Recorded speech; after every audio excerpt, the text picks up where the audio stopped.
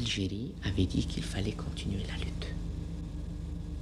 C'est une position que nous ne pouvons pas changer, qui s'inscrit tellement dans nos mœurs, d'autant plus dans nos mœurs qu'elle s'inspire en fait de notre passé, de notre essence, de notre existence même en tant qu'État indépendant. Quand il y a un vainqueur et un vaincu, il y a toujours des conditions. Les conditions du vainqueur. Comment voulez-vous créer une situation favorable si vous vous présentez avec un drapeau blanc? Même si vous voulez examiner le problème des conditions du vainqueur, d'une manière ou d'une autre. Et autrefois, nous avons refusé la paix des braves, nous avons refusé l'affaire du drapeau blanc, qui théoriquement devait peut-être, semble-t-il, d'après ce que l'on nous expliquait dans les contacts, aboutir au même résultat d'Évian. Mais Évian était une autre situation. Évian était autre chose. Évian était autre chose. C'est pourquoi,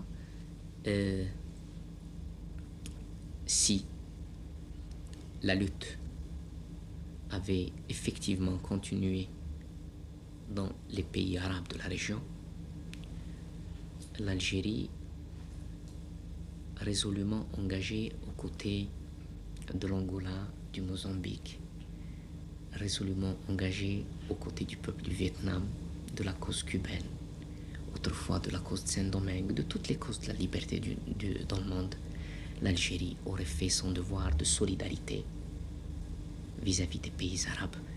Et si cela n'aurait été qu'un devoir de solidarité, nous l'aurions fait. Si nous n'avons pas eu l'occasion de le faire complètement, nous revendiquons la responsabilité d'avoir voulu le faire et de continuer à vouloir le faire si effectivement il y a une lutte.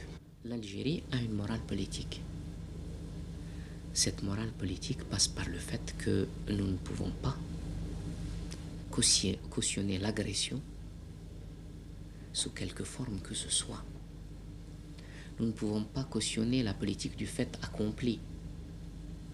Nous ne pouvons pas accepter la règle de l'ONCLUS,